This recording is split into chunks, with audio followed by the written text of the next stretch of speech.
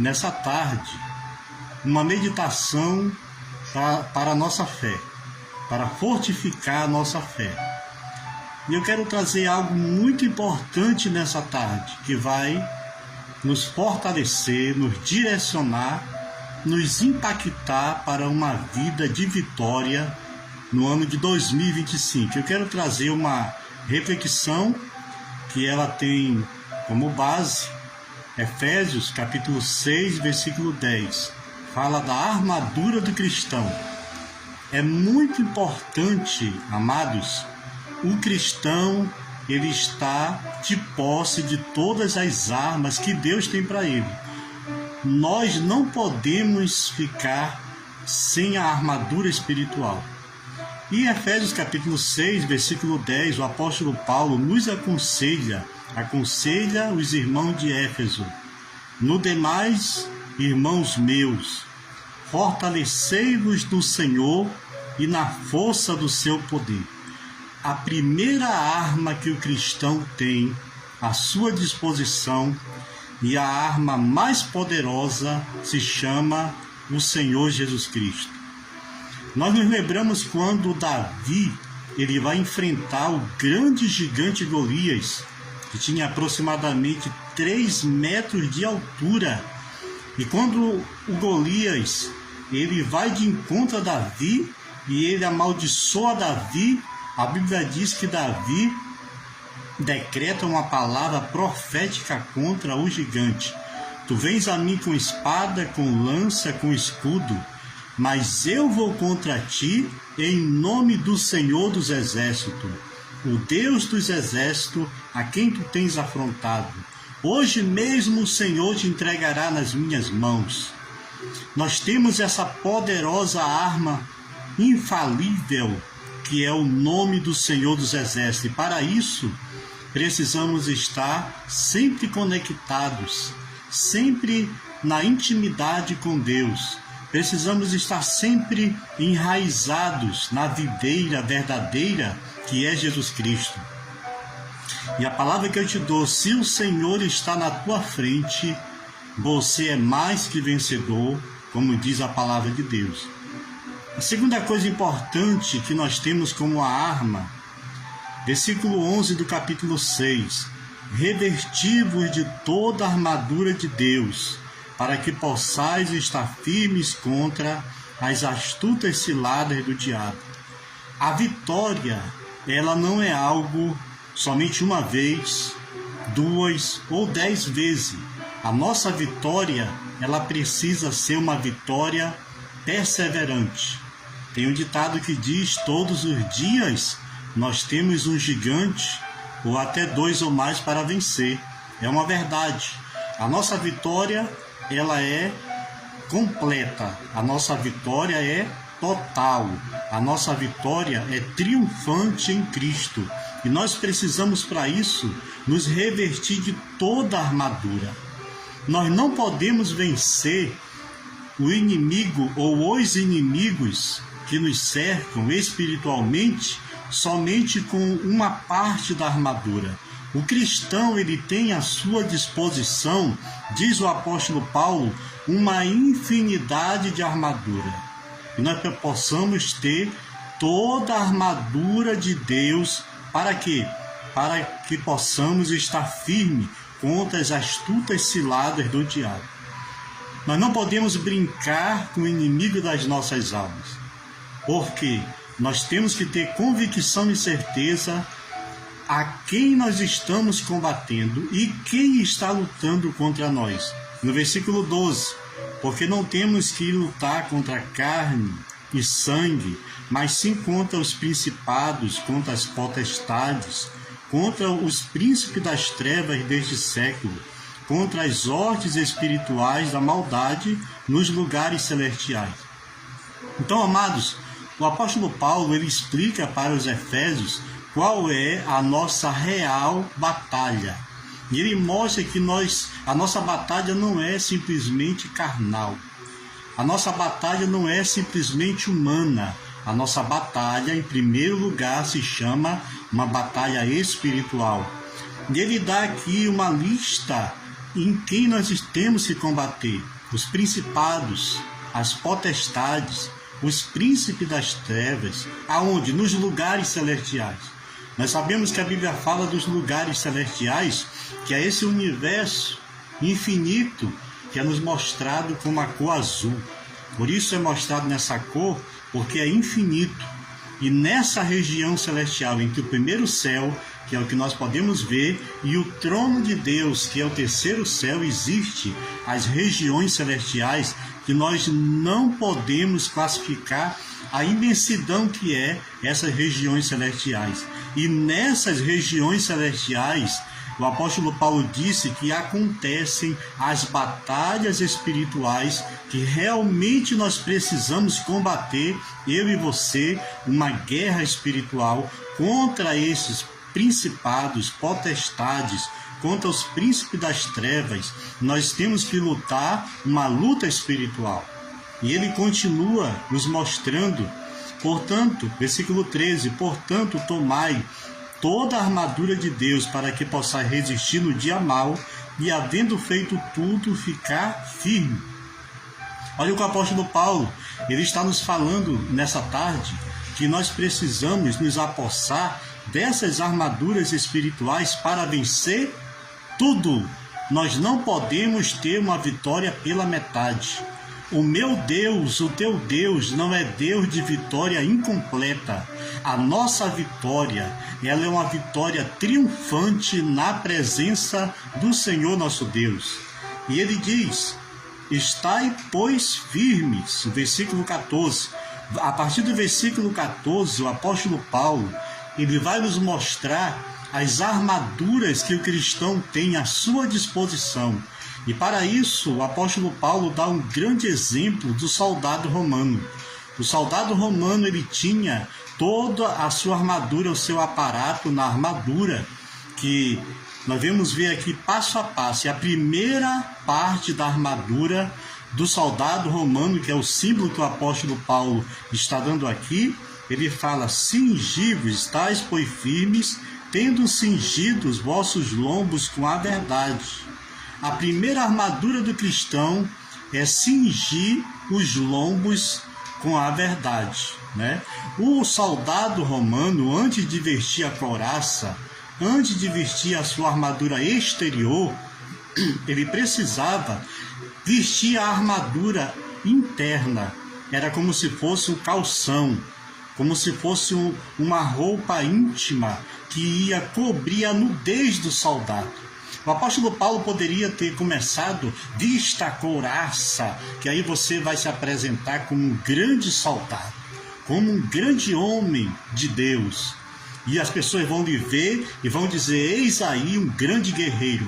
Mas o apóstolo Paulo não começa com a armadura externa, porque ele começa com a armadura íntima, para cobrir a nudez. Quando o soldado romano ele ia para a guerra, ele colocava primeiro a sua roupa interna, íntima, para cobrir a sua nudez. Se ele caísse em uma posição desfavorável, não ia aparecer a nudez dele se ele tivesse cingido com a roupa de proteção. Então, o que o apóstolo está falando aqui? Cingir com essa roupa, ele simboliza a verdade, dá o símbolo da verdade. A verdade, ela nos faz vestir a nossa vida espiritual. Ela é a primeira armadura que ela não vai nos deixar envergonhados diante da guerra, diante do inimigo. E a verdade é Jesus Cristo, a verdade da palavra de Deus. Quando nós estamos na verdade, nós estamos na luz, porque a Bíblia diz que nós não somos das trevas, nós somos da luz. E quando nós vivemos a verdade, nós somos um testemunho vivo para todos quantos nos veem. O apóstolo Paulo diz que nós somos uma carta lida para toda a humanidade. Como tem sido a sua vida diante das pessoas? Qual tem sido o nosso testemunho? Será que nós estamos nos apresentando diante de Deus vestido? Ou será que a nossa nudez espiritual, ela está aparecendo? Oh, amados, nós precisamos estar vestido. Quando o crente está vestido, ele está resplandecendo a glória de Deus na sua vida. E as pessoas olham para nós e elas dizem, verdadeiramente, ali vai um homem de Deus. Verdadeiramente, ali vai uma mulher de Deus. É isso que é vestir, cingir com a verdade. Quando chega a verdade, a mentira vai embora. Então essa é a primeira arma que o apóstolo Paulo nos dá, porque o inimigo não vai ter do que nos acusar e nós não seremos envergonhados se andarmos na verdade. Então vamos andar na verdade, seguindo os passos da palavra de Deus. Andar na verdade significa praticar a palavra de Deus. Louvado seja Deus. E a segunda coisa que o apóstolo Paulo traz como armadura do cristão é vestida a couraça da justiça. Aí o apóstolo Paulo, ele passa para a armadura externa, a veste externa do soldado cristão. E ele diz, olha, vestida a couraça da justiça. O que era a couraça? Aquela chapa, geralmente de bronze, né?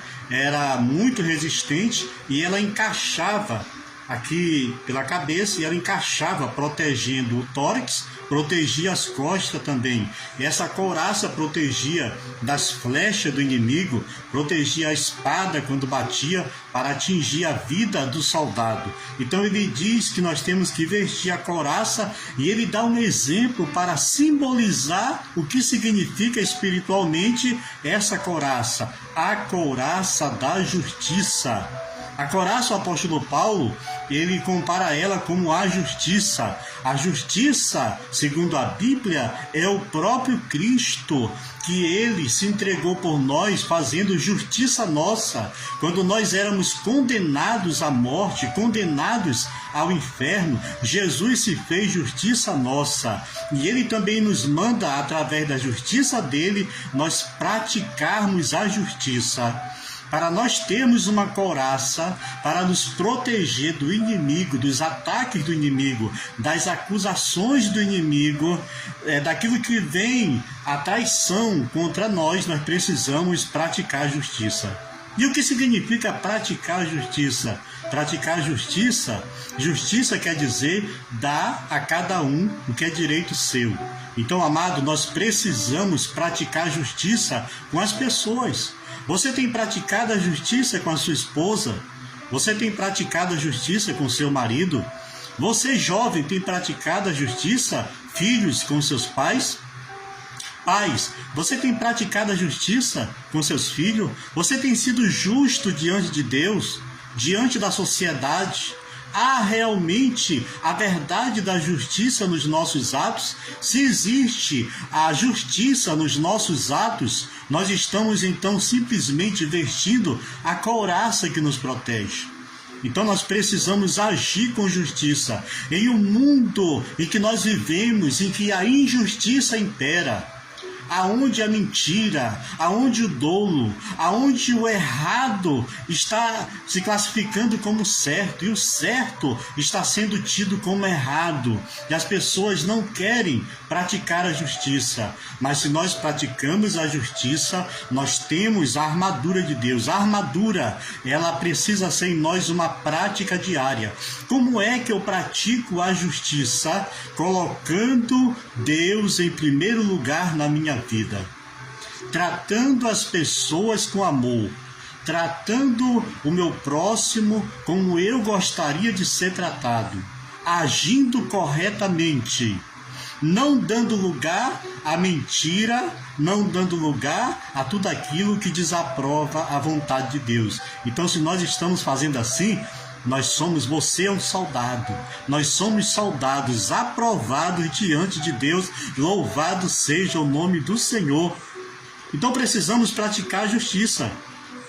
Versículo 5. E calçados os pés na preparação do evangelho da paz. Olha, o soldado romano tinha o coturno, as botas firmes, forte. Para que serviam aqueles calçados? Porque ele ia enfrentar lugares pedregosos, lugares de pedras pontiagudas, lugares difíceis, muitas vezes nos pântanos, muitas vezes no deserto, não importa onde era a guerra, ele tinha que ter os coturnos, os sapatos, para que ele pudesse caminhar bem na sua trajetória de guerra. E o apóstolo Paulo compara esses calçados com a preparação do Evangelho da Paz. O que significa a preparação do Evangelho da Paz com esses calçados que o apóstolo Paulo mostra? Significa que nós temos que nos equipar, nós temos que nos capacitar, nós temos que nos calçar com esse Evangelho, o Evangelho que traz a salvação.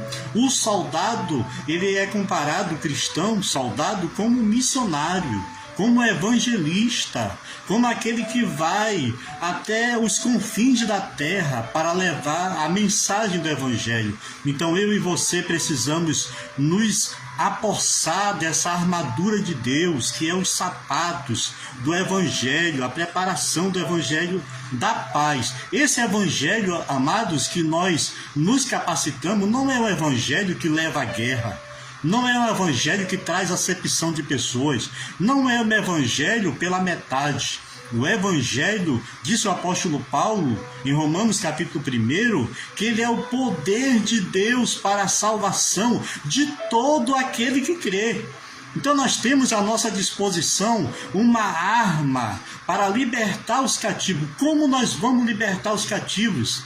Através do poder do Evangelho, calçando o Evangelho. E esse Evangelho também, ele serve para levar a palavra, mas também serve para nos guiar aonde quer que nós andarmos. Quem anda com a verdade do Evangelho da paz, ele não erra o caminho. O salmista disse no Salmo 119, versículo 105, o que ele fala? Lâmpada para os meus pés é a tua palavra e luz para o meu caminho. Então, o Evangelho, ele vai nos direcionar. Nós observamos na Bíblia Sagrada, em Atos dos Apóstolos, que quando os apóstolos queriam ir para uma região levar o Evangelho, o Espírito do Senhor chegou e disse: não avance nessa direção, mas desçam para tal lugar. Não atravessem por aí. Vão para a Macedônia. Então Deus direcionava quem anda calçado com o Evangelho da paz, ele não erra o caminho. Ei, qual é a direção que você está seguindo? Será que o teu caminho, realmente, o nosso caminho está sendo conduzido pelo Evangelho? O Evangelho, a palavra de Deus, tem poder para não nos deixar errar o caminho. A outra armadura que o apóstolo Paulo, ele nos traz também, tomando sobretudo, versículo 16, o escudo da fé, com o qual podereis apagar todos os dardos inflamados do maligno. Olha essa poderosa armadura que o apóstolo Paulo, ele está nos dando. Tomai, sobretudo, o escudo da fé. Por que o apóstolo Paulo, ele traz essa expressão? Vocês têm que tomar sobretudo, ou seja, algo que esteja acima dos demais. Tomai sobretudo o escudo da fé. Ele traz aqui o escudo, o grande escudo romano, aquele escudo que protegia aqui a frente, o tórax, aqui a parte frontal, aqui do peito, do corpo do soldado. Era um escudo muito grande. E para que servia aquele escudo para o soldado? Para proteger contra os dardos inflamados, dardos que tinham inseridos na sua ponta e na sua haste venenos, veneno de serpente que matavam no toque letal. Então os soldados precisavam estar protegidos contra esses dardos inflamados. E o apóstolo Paulo compara esses dardos como as setas do inimigo. E o que era o alvo do adversário quando mandava esses dardos? Acertar o coração. O coração, que está aqui do lado esquerdo, aqui central, eles queriam acertar o coração do soldado. Por quê? Porque se o inimigo acertasse o coração do soldado, era morte instantânea. Então por isso que Paulo diz: tomai sobretudo o escudo da fé. E por que Paulo manda o soldado cristão tomar sobretudo o escudo da fé? Porque a fé é a mola mestra da vida do cristão. Era como se fosse o sangue que segue forte, firme, quente nas veias do nosso corpo. Assim também é a fé para o soldado. Ele diz: tomai sobretudo a fé. Que fé é essa? É a fé que nós temos forte na pessoa do nosso Senhor Jesus Cristo. É aquela fé que é uma convicção de que Deus está conosco, de que a salvação, que é pela fé, ela é também um escudo em nossa vida. Enquanto nós tivermos a salvação em Cristo, nós temos a salvação. Então, amada, a fé que vem através da salvação, a fé como dom espiritual também, a fé que nós ganhamos ouvindo a palavra de Deus dia por dia, ela é uma fé crescente. A fé que você teve há 1 ano, 10 anos, 20 anos, 30 anos atrás, ela era uma fé pequena, mas todos os dias nós temos as nossas batalhas, todos os dias nós temos as nossas lutas. E nós vamos crescendo a nossa fé ao passo de cada luta que a gente vence, de cada confronto que nós temos. A nossa fé aumenta. Veja bem, para o cristão, a batalha espiritual, você hoje, ou quando você aceitou Jesus, você enfrentou uma batalha pequena. Você venceu aquela batalha. Aí não acabou a batalha, vem a segunda batalha, uma batalha maior. E a cada batalha que você vai guerreando, você vai vencendo. E você pensa que vai acabar, não. Vem uma batalha cada vez maior. Mas o que é o mistério, o segredo aí? Quanto maior a batalha, maior é a vitória. E essa vitória nós alcançamos pela fé.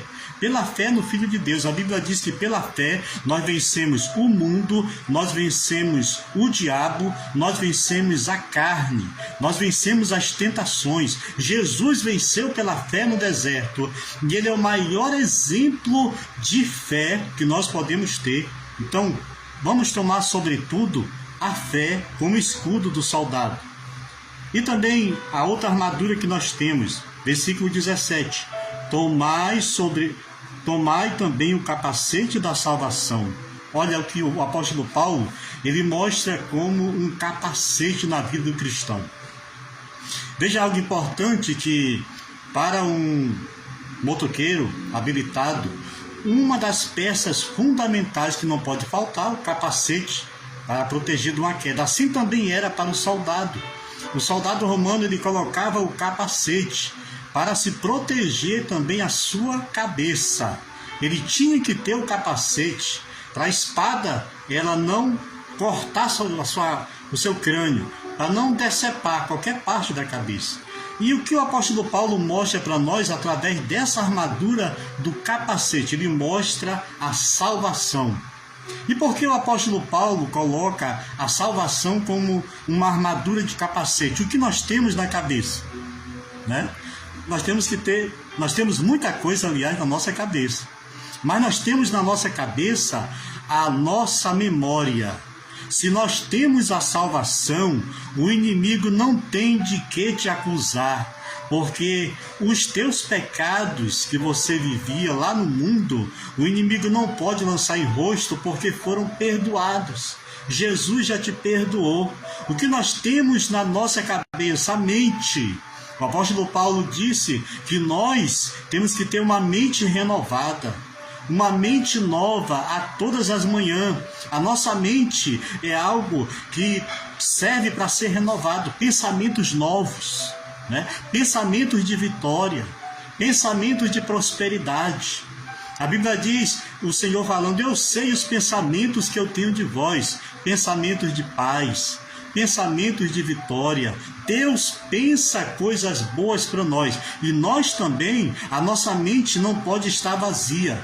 O que vai levar a nossa mente, o nosso raciocínio, a ser uma mente de um cristão como um soldado vitorioso? Nós temos que ter a mente de Cristo. E quando é que nós temos a mente de Cristo? Quando nós nos apropriamos da palavra de Deus. E quando nós começamos a agir de acordo com o pensamento, a ideologia da palavra de Deus. Ei, eu pergunto para você nesse dia, o primeiro dia de 2025, o que você está pensando na sua mente? O que você tem colocado na sua mente? A Bíblia diz em Provérbio que nós temos que ter cuidado com a nossa mente, porque assim como tu pensa, assim tu é. Se eu penso que eu sou uma pessoa fraca na presença de Deus, se na minha mente não está inserida as promessas de Deus, a palavra de Deus, eu sou um cristão fraco. Você é um cristão fraco, mas a Bíblia diz, Paulo falando diante de todas as tribulações, das perseguições, de todas as lutas, ele não ficava-se uma comiseração, no espírito decadente, não. Ele disse em Filipenses capítulo 4, versículo 13, eu tudo posso naquele que me fortalece. Que o capacete da salvação nos torne melhor, que nós não venhamos a ter uma mente vazia, porque a Bíblia diz que, o ditado, aliás, né? O ditado diz que mente vazia é a oficina de quem? Oficina do inimigo. Então nós temos que colocar na nossa mente as coisas de Deus, ou saindo em 2025, não fique desocupado, não fique como Davi, que ficou desocupado e acabou pecando contra Deus. Esteja sempre pronto a guerrear, sempre disposto a ocupar o seu tempo em 2025. Não dê brecha para o inimigo. Ou saindo, vá para o YouTube, ou saindo, ouça pregações. Faça da sua vida uma mente fértil para propagar também o Evangelho. Então está aí o capacete da salvação. Enquanto esse capacete permanecer em nós somos soldados vitoriosos. Mas você sabia que o cristão, a salvação, a predestinação, ela não é incondicional, ela é condicional. Diz lá em João, capítulo 1, né? A todos quantos o receberam, deu-lhes o poder de serem feitos filhos de Deus. Mas é preciso estar inserido na salvação. Eu posso pegar o meu capacete e posso tirar e dizer, a partir de hoje eu não sou mais soldado de Cristo. A partir de hoje eu não sou mais cristão. Então a salvação é condicional. O capacete da salvação vai ficar na tua vida, na minha vida, enquanto nós decidirmos. Então, meu amado, decida pelo melhor. Decida por Jesus Cristo. Ele tem todo o poder para te salvar e não há pecados que ele não possa perdoar. Aqui também, no versículo 17... tomai sobretudo o capacete da salvação e a espada do Espírito, que é a palavra de Deus. Olha essa grande arma que o cristão tem. O apóstolo Paulo vai falando de armas defensivas. Cingir os lombos, vestir a roupa íntima, colocar a couraça, colocar o capacete, armas defensivas. O escudo da fé, armas defensivas. Nós precisamos usar as armas defensivas, mas como cristãos vitoriosos, nós não podemos somente usar as armas defensivas. Você tem à sua disposição uma arma de ataque, e é uma arma poderosa, capaz de destruir todos os inimigos que se investem contra a tua vida. Que arma é essa? É a espada do Espírito, que é a palavra de Deus. O apóstolo Paulo compara a arma do Espírito, a espada do Espírito, como a Bíblia Sagrada. Diz o irmão, brincando, que nós temos à nossa disposição uma cartucheira de 66 cartuchos, né? Isso aí é uma brincadeira. Mas espiritualmente ela é uma arma. Nós temos à nossa disposição. O escritor aos Hebreus, ele fala sobre a Bíblia, que ela é uma arma, que ela penetra até o ponto de dividir alma e espírito, juntas e medulas, e é capaz de discernir as intenções e os pensamentos do coração. Veja que arma poderosa é essa. Como é que nós vamos usar a arma do Evangelho da salvação, a palavra de Deus? Nós temos que usar a palavra de Deus em nossas pregações. A palavra de Deus é uma arma que tem que ser propagada.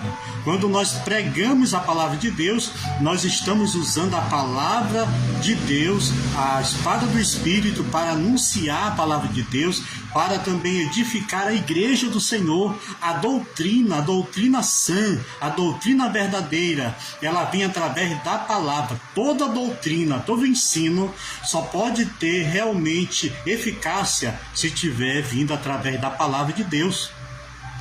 Então, amados, nós precisamos usar a palavra também nas nossas orações. Nós precisamos orar através da palavra. Quando nós formos orar, que nós possamos gravar, então, versículos da Bíblia.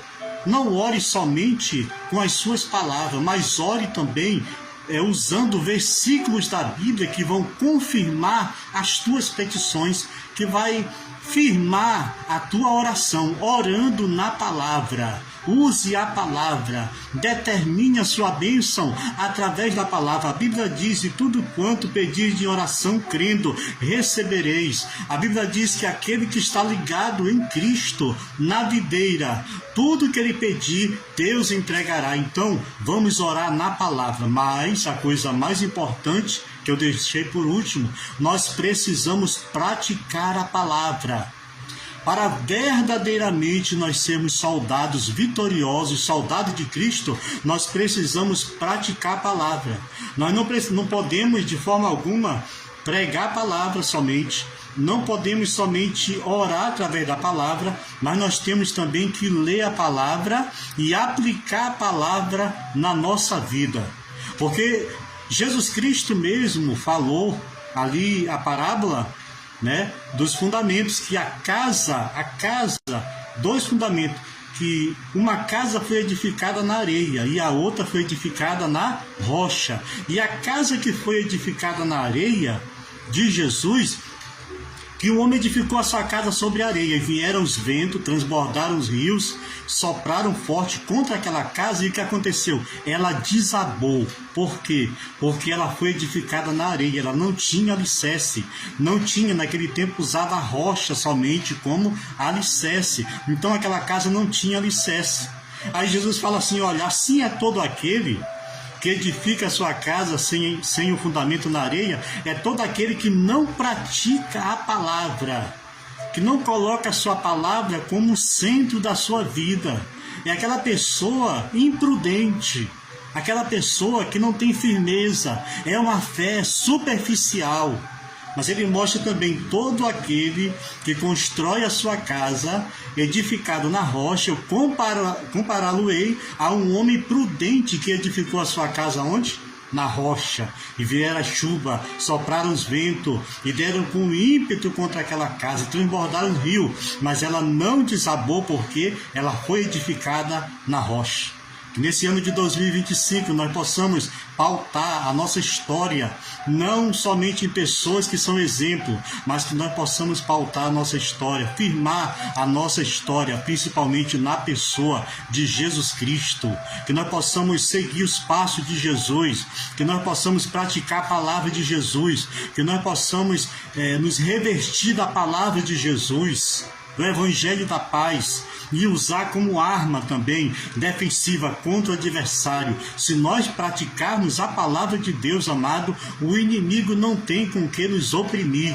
O inimigo não tem como acertar os dardos dele contra nós, porque nós vamos para destruir o inimigo. Nós temos uma arma poderosa que é a palavra de Deus, mas o apóstolo Paulo diz também: orando em todo o tempo, com toda a oração e súplica no Espírito, e vigiando nisso com toda a perseverança e súplica por todos os santos. Olha essa arma que não pode faltar na vida do cristão, a oração. Diz o ditado: quando tem muita oração, tem muito poder. Quando tem média oração, médio poder. Nenhuma oração, nenhum poder. O cristão que ele vive uma vida rotineira, no círculo vicioso das coisas mundanas, e não tira tempo para orar, porque, amado, quem trabalha, quem faz a obra de Deus, quem vive a vida ocupada não tem tempo. Nós precisamos separar o tempo para quê? Para orar. E também para jejuar. A oração é um diálogo com Deus. Eu falei no outro vídeo que nós falamos com Deus, e quanto mais intimidade nós temos, Deus também fala conosco. Nós somos capazes de ouvir a voz de Deus. Mas também o jejum. O jejum mortifica a carne. O jejum nos torna mais sensível para ouvir a voz do Espírito Santo. O jejum, ele nos habilita a uma ação direta do Espírito Santo sobre nós, para realizarmos a grande obra, a grande comissão que Deus tem para nós, mas acima de tudo, para nos edificar cada vez mais, para nos fazer homens, servos de Deus, mais espirituais. A igreja está precisando disso, de homens que não somente tenham títulos, não somente tenham status, mas que tenham também a sensibilidade de ouvir a voz de Deus, orando e vigiando em todo o tempo no Espírito e suplicando, ou seja, se humilhando, se quebrantando, chorando na presença de Deus. Quanto tempo faz que você não derrama uma lágrima? Em 2025 você chorou na presença de Deus? É preciso orar, nos quebrantar, nos humilhar por nós e também por todos os santos.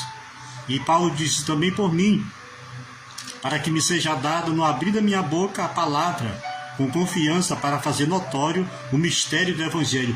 Olha a preocupação do apóstolo Paulo com relação ao cristão, ele tomar as armaduras de Deus, não somente para nós, porque nós não devemos ser hedonistas, amantes de nós mesmos. Não é o nosso nome que precisa ser notório. Nós não precisamos que o nosso nome tenha grande status, que nós venhamos a fazer coisas grandes para chamar a atenção de toda a humanidade. Nós não precisamos dessa fama, nós não precisamos desse status, mas uma coisa nós precisamos, passar por essa vida, passar pela nossa geração, anunciando o Evangelho, e que todos recebam o poder do Evangelho, orando pelos missionários, intercedendo por aqueles que estão diretamente no campo de batalha. Meus queridos, aqui está essa palavra de Deus para 2025, o primeiro dia, 1º de janeiro, de 2025. Eu quero incentivar você, a sua família, quero incentivar todos nós a nos apropriarmos da armadura de Deus, que nós não venhamos ser crentes fracos, limitados pela vontade humana, limitados somente pela visão humana, mas que nós possa viver a mente de Cristo. E acima de tudo, como o apóstolo Paulo disse, que eu já estou crucificado com Cristo. E esse viver que eu vivo pela fé no Filho de Deus que me amou e a si mesmo se entregou por mim. Que Deus te abençoe, que Deus abençoe a sua vida, e que nesse ano de 2025 todas as vitórias de Deus estejam sobre a tua vida, sobre a tua família. Levanta a tua cabeça, olha para Jesus, porque Ele é o autor e o consumador da tua fé. Vamos orar?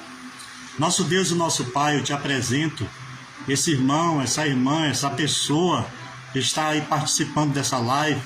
Eu te peço, Senhor, abençoe a vida dele, abençoe a vida dela, prospera o caminho dessa pessoa, multiplica as bênçãos, aumenta a fé dessa pessoa, ensina, meu Deus, essa pessoa a ela usar a armadura que Deus tem para ela, que ela não possa guerrear somente uma guerra material, que ela entenda que a luta que nós temos não é uma luta contra homens, contra pessoas, mas a nossa luta é espiritual, Pai. Ó Deus, eu te agradeço, Pai. Nos dê um ano de vitória. As lutas com certeza virão, mas o Senhor está conosco. Em nome de Jesus, Deus te abençoe. Deus abençoe a sua família. Deus abençoe esse ano. Tome posse da tua vitória, em nome de Jesus. Ele diz, alegrai-vos no Senhor. Outra vez vos digo, alegrai-vos. Meus amados irmãos, nós sabemos que o apóstolo Paulo, ele foi um dos maiores homens missionários da terra. O grande apóstolo Paulo, que abriu muitas igrejas, fundou muitas igrejas, fez uma grande obra para Deus na face da terra. O apóstolo Paulo, ele escreve aos Filipenses, denominando a carta da alegria. Mas quando Paulo escreve essa carta, ele estava prestes a ser decapitado em Roma. E a Bíblia diz que Paulo escreve essa carta com grande gozo. Alegria significa também o gozo. Porque Paulo, ele sentiu grande alegria quando ele escreve essa carta, sabendo que estava prestes a morrer. Porque Paulo mesmo escrevendo, ele diz: e o viver para mim é Cristo, e o morrer é lucro. E por que Paulo tinha tanta convicção da alegria que ele tinha em viver para Cristo? Porque a alegria que Paulo sentia, amados, não era uma alegria natural, uma alegria carnal, uma alegria momentânea. A alegria de Paulo, ela ia muito além dos momentos de alegria nessa terra. A alegria de Paulo, ela vem como aquilo que está escrito no Salmo 51. O salmista escrevendo, ele expressa: restitui-me a alegria da tua salvação. Então a alegria de Paulo é simplesmente a salvação agindo na vida de Paulo. Eu quero dizer para você que a maior fonte de alegria do cristão é a salvação. Não existe outra maneira de viver a plenitude da verdadeira alegria ou gozo se não tivermos a salvação em Cristo, porque o salmista Davi, ele expressa nesse salmo: restitui-me a alegria. E o que levou também o salmista a perder a alegria? O pecado. A desobediência e a incredulidade levaram também o salmista a perder a alegria da salvação. Mas o apóstolo Paulo enfatiza que ele sentia grande alegria porque ele sabia que o seu corpo era para templo do Espírito Santo. E para isso ele escreve aos Romanos, capítulo 12, versículo 1 e 2, que rogo-vos, pois, irmãos, pela compaixão de Deus, que apresenteis os vossos corpos como sacrifício vivo, santo e agradável a Deus, que é o vosso culto racional. E para que experimenteis qual seja a boa, perfeita e agradável vontade de Deus. Então, meus queridos, Paulo tinha certeza que essa matéria, esse corpo material, era para glorificar o nome de Deus. Então nós temos que entender que a alegria que Paulo fala, também é aquilo que está escrito em Gálatas, capítulo 5, versículo 22, é chamado fruto do Espírito. A alegria que Paulo diz também ali aos Gálatas é o fruto do Espírito Santo. E por que Paulo ele demonstra que essa alegria está à nossa disposição? Porque, amados, o fruto do Espírito, ele é simplesmente o imperativo na nossa vida. Nós temos que praticar o fruto do Espírito. Nós temos que praticar a alegria, assim como temos que praticar o amor, a paz, a benignidade, a bondade, a mansidão, a temperança e assim por diante. Assim também a alegria, ela é um fruto do Espírito. E essa alegria nós praticamos ela a partir do momento que nós aceitamos a Jesus. Quando nós aceitamos a Jesus, nós não vivemos mais como nós vivíamos lá no mundo. A nossa vida agora ela mudou. Agora nós não andamos segundo a vista dos nossos olhos.